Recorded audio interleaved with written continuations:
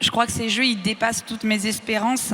Moi, j'ai été interpellée par des images très très fortes, mais il y a eu des choses toutes bêtes que j'ai vécues depuis le début des Jeux. On a vécu les performances, ça vous l'avez ressenti, c'est un côté émotionnel extraordinaire. On a plus de 2 millions de billets qui ont été vendus. À date, on est à 2,3 sur une vente de billets qui était à 2,5. C'est le deuxième chiffre de vente de toute l'histoire des Jeux paralympiques. Donc ça, c'est des marqueurs de réussite. Mais moi, ce que j'ai ressenti, c'était plus profond. Quand vous voyez cette aula silencieuse au Sissi-Foot, ça y est, vous voyez un public français qui est en capacité de s'adapter finalement à la singularité des personnes en situation de handicap. Quand vous montez dans un taxi et que vous sentez bien que vous êtes en train de déranger le chauffeur de taxi parce que vous lui demandez une course, pas parce que vous êtes en situation de handicap, pas parce qu'il avait, il avait envie de dormir, non, parce qu'en fait il était en train de regarder les Jeux paralympiques. Et comme je montais dans son taxi, il fallait qu'il arrête de regarder les Jeux paralympiques. Et ben c'est tout bête, mais moi c'est des moments où je me dis ça y est, ce qu'on avait espéré depuis longtemps, c'est-à-dire percer le cœur des Français, leur démontrer que ces Jeux paralympiques, ils sont extraordinaires, mais que pour le comprendre, il faut les vivre. Nous, on le savait de longue date parce que c'est ce qu'on nous avait témoigné.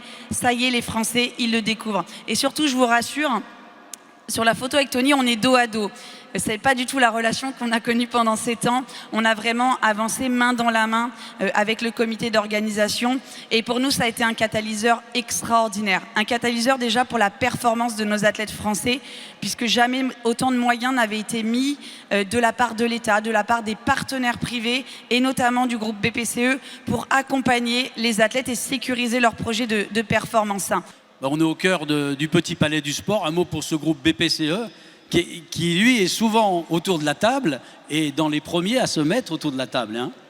Alors déjà, je pense que je suis bien placée pour en parler puisque BPCE a été à mes côtés, puisque moi j'étais en partenariat avec la Caisse d'épargne Loire-Centre pendant 2 éditions des Jeux paralympiques. Donc ça a vraiment été un partenaire important dans mon parcours de vie, structurant. Donc bien évidemment, il y a ce volet des 69 para-athlètes qui sont accompagnés par le groupe BPCE. Ce que j'aime moi dans cet accompagnement du groupe, et c'est votre force et votre puissance, c'est que c'est un accompagnement de proximité. Et pour moi, un partenariat, il fonctionne si ce n'est pas uniquement une relation financière. Il fonctionne si c'est une relation humaine, si on connaît et si finalement c'est un projet qui est gagnant-gagnant. Et bien évidemment, au travers de ce soutien financier, vous accompagnez la structuration du parcours de l'athlète. Mais ce que vous ne mesurez peut-être pas, et j'espère que les sportifs vous l'ont partagé, c'est que c'est aussi un accompagnement humain. C'est une sérénité humaine que vous leur donnez. Parce qu'un sportif qui est soutenu, c'est un sportif qui, dans les moments durs, dans les moments charnières de la qualification, dans les petits moments de blessure, sait qu'il n'est pas seul.